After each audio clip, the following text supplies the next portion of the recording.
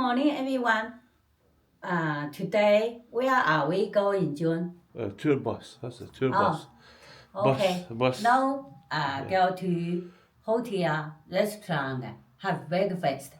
Let's go. Are intercepted while we're on the Falls Road. Then for the purposes of this tour, my name's Siobhan, the driver's called Sean. If this bus is hijacked or intercepted while we're on the Shankill, for the purposes of this tour, my name's Lily, and the driver's called Billy. Seriously though, as you go around Belfast, you will see all kinds of different flags, or flags as we like to call them.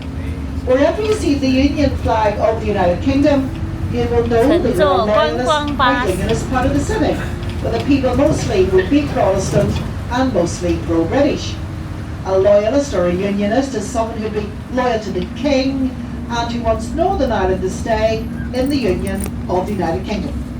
Wherever you see the green, white and orange tricolour, the flag of the Republic of Ireland, you will know that you're in a Republican or nationalist part of the city, where the people mostly will be Catholic and mostly pro-Irish. A Republican or a nationalist is someone who wants Northern Ireland to leave the United Kingdom and to join with the Republic of Ireland for Ireland once again to be one nation. And in a nutshell, that's what the conflict here was all about. Some people wanted a united Ireland, other people wanted a united kingdom. The conflict started back in August 1969. A couple of years previously, the Northern Ireland Civil Rights Association had been set up to try to bring to an end the religious discrimination being directed towards the minority Catholic population at that time. Discrimination in housing, education and employment. And they got the idea from the civil rights movement in America. And they wanted to do this through peaceful protest marches and rallies. And that's what happened to begin with. But as the rallies got bigger, they were met with opposition and violence from the police, from the state, and from loyalists. And they were hijacked by a Republican parliamentary group called the IRA, who wanted to use them to further their goal of a united Ireland. Violence flared up, which spun out of control. The police couldn't contain it. The army was sent over to keep the peace. The conflict had begun. It was to last in the next 38 years.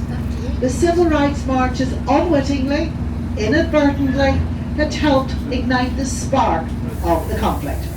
The IRA leader in Belfast at that time later said the civil rights marches were the IRA's golden opportunity, and they used them as a springboard from which to begin their armed campaign of violence. The Army's time in Northern Ireland was known as Operation Banner. It was the British Army's longest ever peacetime deployment.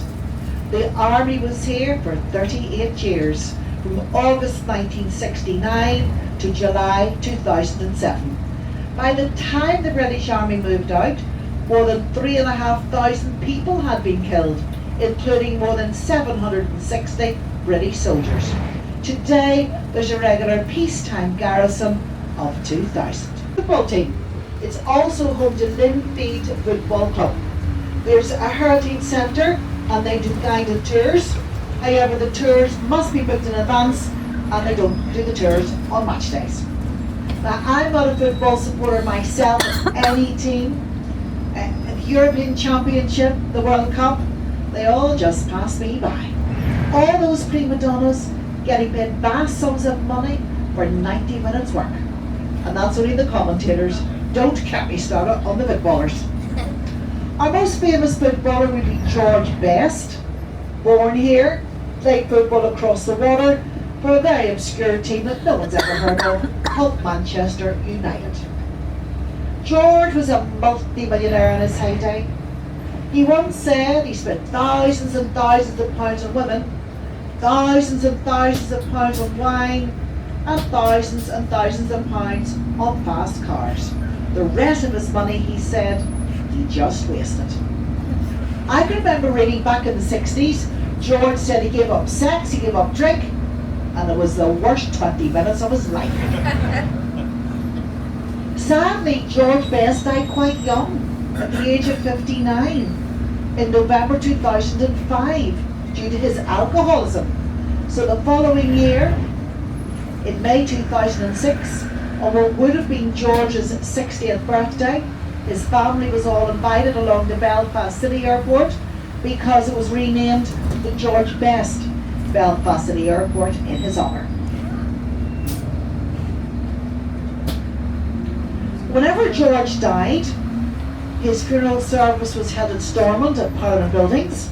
It was broadcast live on television here on BBC Northern Ireland, and thousands of people lined the streets to pay their last respects.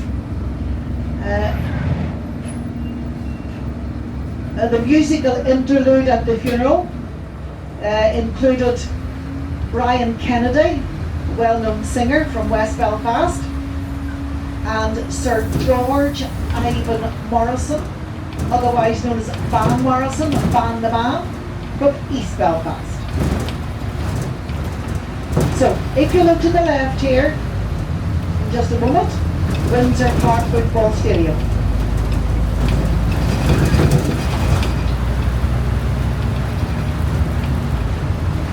In a moment, you will see that one seemed to have slipped through the net because of promoting itself quite blatantly, the KFC.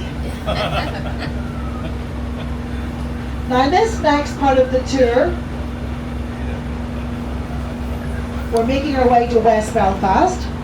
You'll notice a lot of the shops, the streets, the buses, the taxis, the names are in Irish, in Gaelic. And that's because the Falls area is part of the Gaeltacht quarter of Belfast, where Irish is taught and spoken. So, to welcome you to the Gaeltacht, I would say to you in Irish, Céad Míle Fáilte, which translates literally as 100,000 welcomes. In this next part of the tour, we're going to look at murals. These are the large outdoor wall paintings for which Belfast is famous. They'll be on both sides of the road, and many will be behind you. You'll be ready to look out of the left and right windows of the bus and over your shoulders to the murals behind you. Now, the first mural that you're going to see will be on the left-hand side in just a moment, and it's dedicated to two members of Sinn Féin from this part of the city who were killed in the conflict. Sinn Féin is a political party here that's campaigning across the whole of Ireland for a united Ireland. The words Sinn Féin are Irish, and they mean ourselves alone. You can paint a mural here on whatever you want, wherever you want, and the council will not intervene unless the person who lives in the house that the mural is painted on complains. But that would very rarely, if ever, be the case. Each area has their own muralist.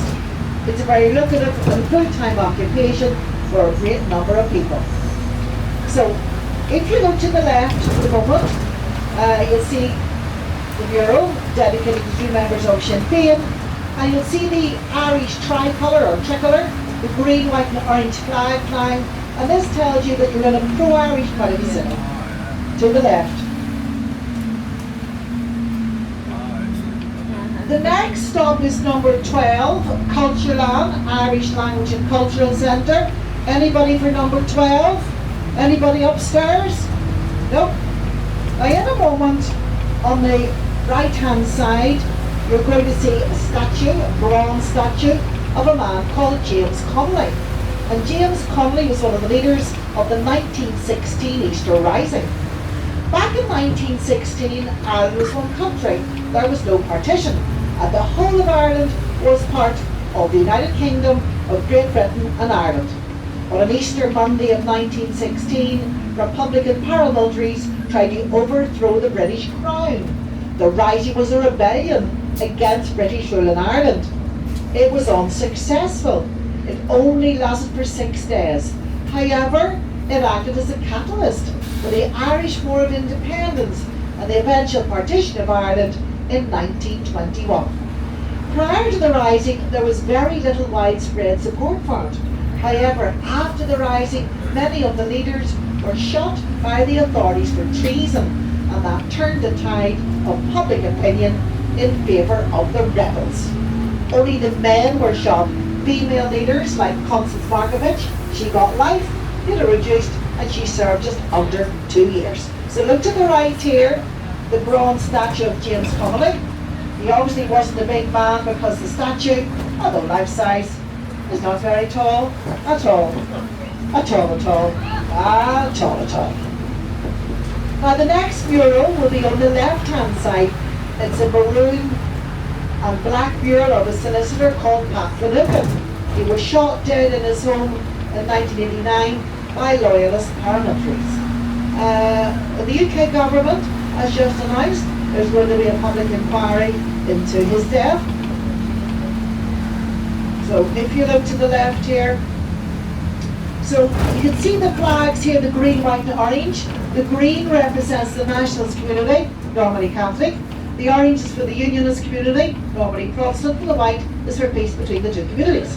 Look to the left, a mural of a man called Liam Mellows, one of the leaders of the Rising, shot for treason. Look to the left, look behind you, a huge mural dedicated to the 1916 Rising. The next mural is on the right hand side, a black and white one of a musician called Sean Maguire, the all-out fiddle champion and composer, to the right.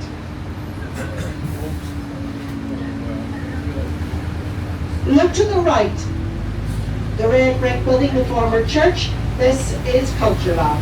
Everything in here is conducted in Irish. However, if you don't speak Irish, not a problem, because they do also speak English. Now, under the terms of the Good Friday Peace Agreement, all major government documents here must be in 3 languages: English, Irish and Ulster Scots. Radio and television programmes are in 3 languages: English, Irish and Ulster Scots. About 5% of the population speaks Irish, about 3% speaks Ulster Scots. Everybody else speaks English, albeit with an accent, or so I've been told. Actually, I don't think I do have an accent. I think it's you that has the accent. The Belfast accent was recently voted the sexiest accent in the world. And believe you me, folks, Gary the driver and myself, we're making the most of it. Jealousy's a terrible thing, is it not? Just think, folks, when you go back home, you'll be able to tell all your family and friends you are ticking around Belfast by 2 of the city's sex symbols. How about that? The next stop is number 13, Paul's Road for the Bobby Sands mural. Anybody for 13? Anybody upstairs for 13? Nope? Okay. Now the next mural will be on the left-hand side. And this is a mural of a document known as the Proclamation. And the proclamation was read out on Easter Monday of 1916 during the Easter Rising by Republican paramilitaries who were standing on the steps of the General Post Office, the GPO in Dublin. And they were proclaiming an independent Ireland which was free from British rule. On the mural, you'll see the document, the proclamation. Around the outside of the document, you'll see some of the leaders of the Rising, the signatories of the proclamation. Along the bottom, you'll see Crown Forces with their rifles, and in the background, the big building, the post office, and the Crown Forces were firing their rifles into the post office where the Republican paramilitaries were hiding out.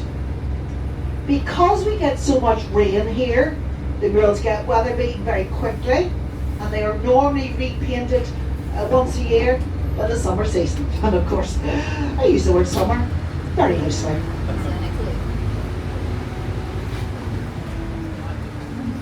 So look to the left here, the proclamation.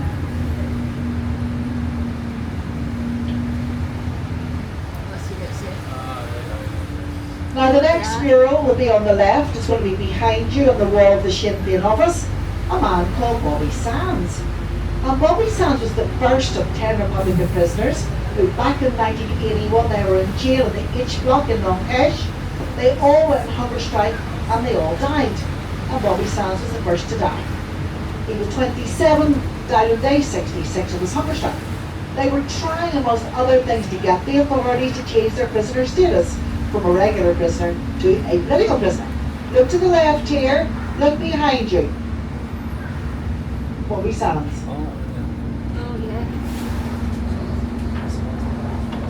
The next stop is number 14, International Wall of Murals.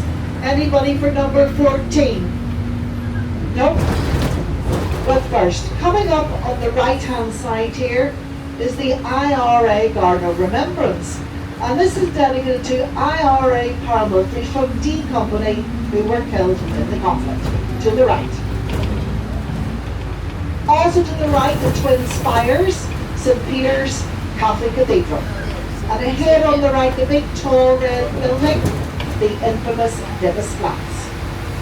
Now the International Wall of Murals represents people and places all around the world that the Republic really support and wish to publicise. And these change all the time depending on what's happening around the world.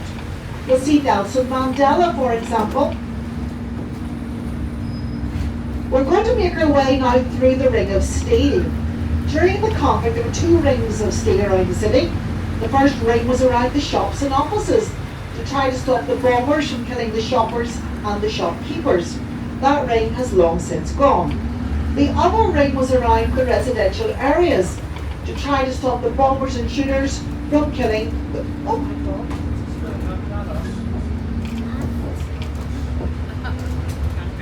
It's not us. It's not our company, it's the other company. It's not us. The other ones. The second ring of steel was around the residential areas to try to keep the local people safe from the bombers and shooters, and that ring is still in place. This side of the ring is the Falls, mostly Catholic and mostly pro-Irish. The bit in the middle is called No Man's Land. We get through the second gates, we're into the Shankill, mostly Protestant and mostly pro-British. The gates are known as peace gates. They've all got different opening and closing times, and the gates close every night. When the gates are closed, there's a big detour around the city to get to the other side. Some of the gates are operated manually, some by remote control, some by the police, some by the council, some by local people, and some local businesses. Look ahead to the left, diagonally, the church with the green turret, the Clonard Church and Monastery.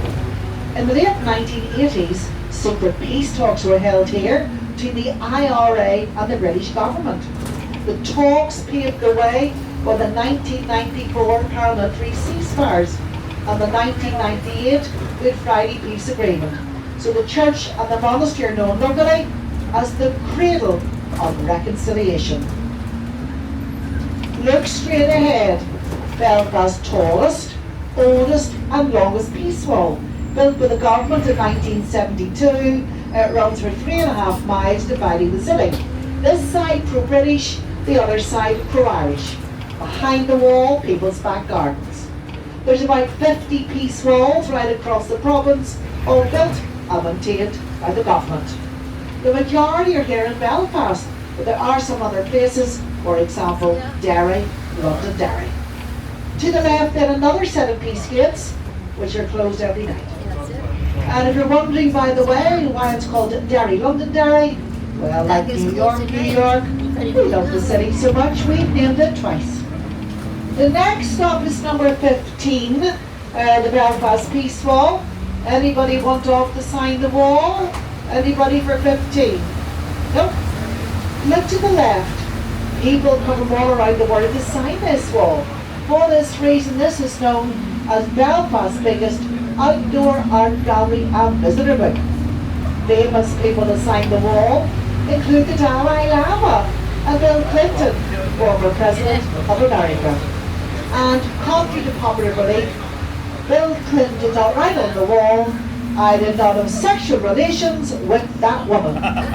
He actually wrote, "Strength and wisdom are not opposing values." There's little doorways built into the wall which are kept locked, but they can't be opened in times of emergency. We're making our way now towards the Shankill. The majority of people on the Shankill will be Ulster Scots, sometimes called Scots-Irish in America.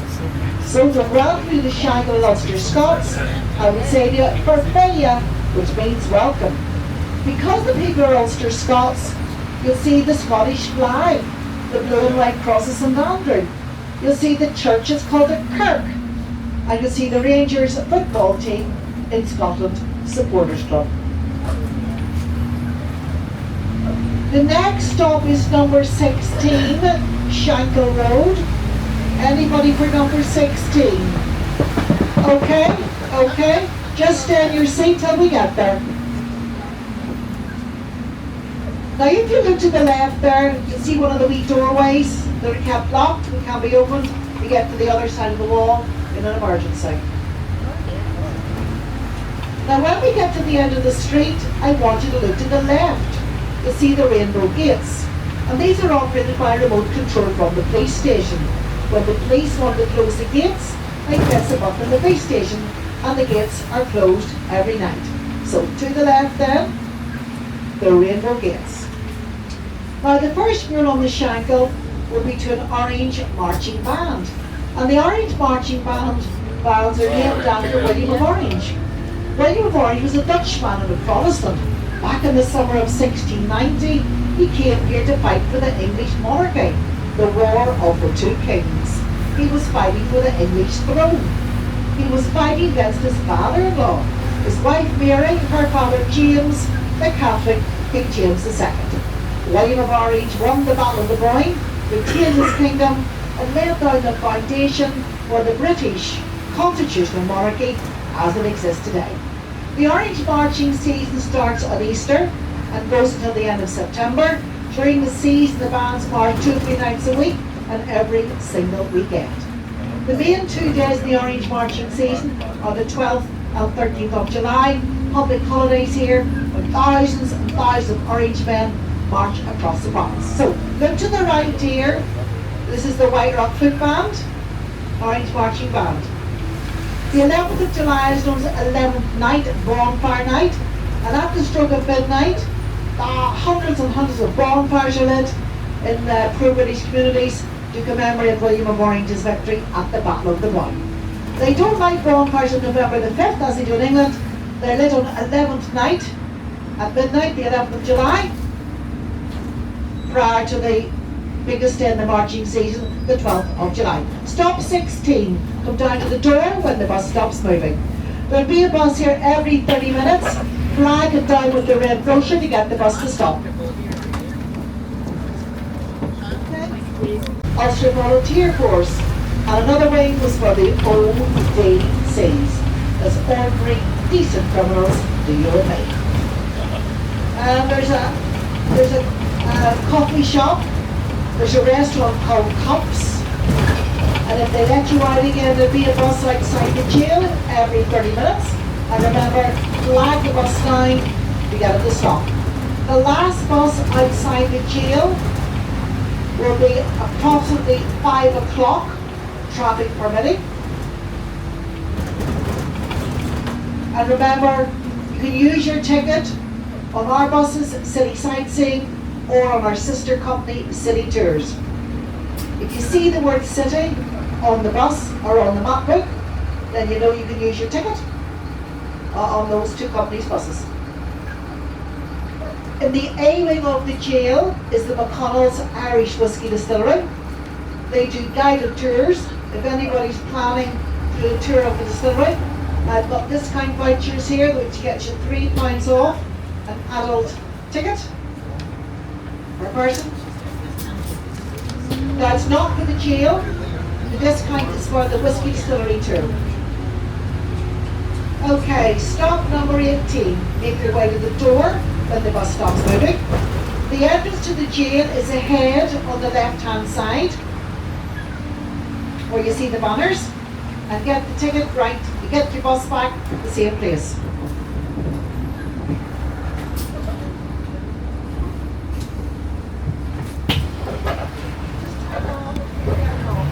And you were found guilty and you were sent down. You went down the steps of the dock, onto the road in the tunnel, came up the other side inside the jail. If you do the guided tour of the jail, the tunnel under the road is part of the tour. Now happily, the Belfast of today bears absolutely no resemblance whatsoever to the Belfast that I grew up in.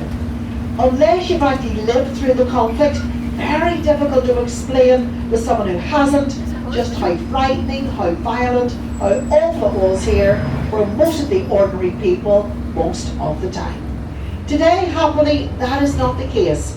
And today Belfast is an exciting, dynamic and vibrant place to live. It's a modern European capital city. It's as safe here as it is anywhere else. In fact, the only shooting that takes place here these days is in the film studio in the Titanic Quarter. I'm going to finish the section about the conflict with a couple of quotes. Like you see quite often here on murals, a nation that keeps one eye on the past is wise, but a nation that keeps two eyes on the past is blind. And the other quote was made by the very first First Minister after the Good Friday Peace Agreement, a man called David Trimble, the late David Trimble, and he once said, just because you have a past, it doesn't mean you can't have a future. And so say all of us. The next stop is number 19 Donegal Street for St Patrick's Catholic Church and St Anne's Church of Ireland Cathedral. Anybody for number 19? Anybody upstairs for 19? So folks, we'll be back at stop number 1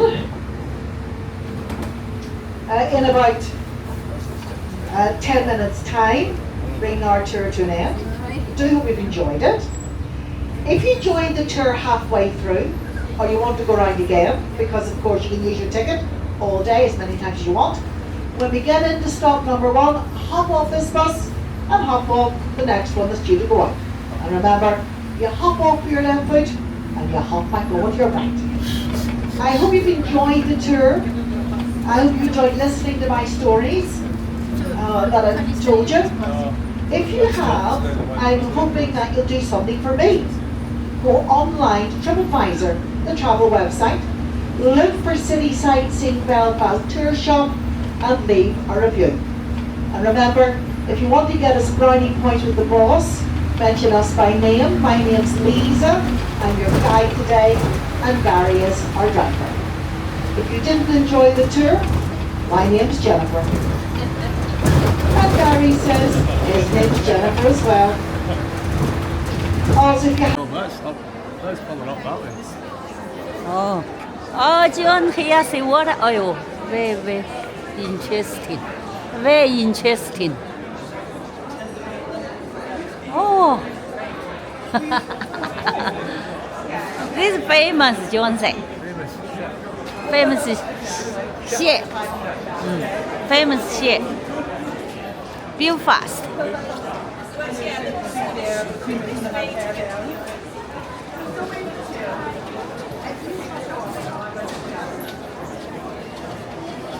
Ah, this ship, very famous.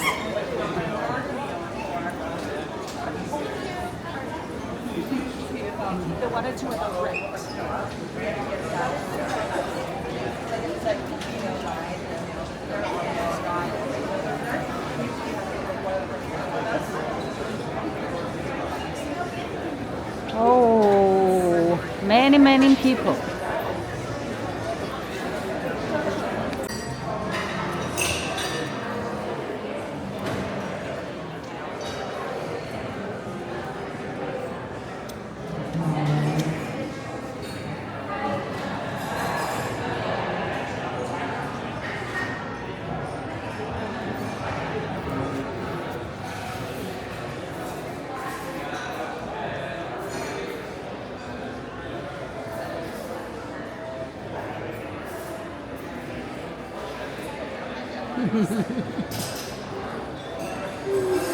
Famous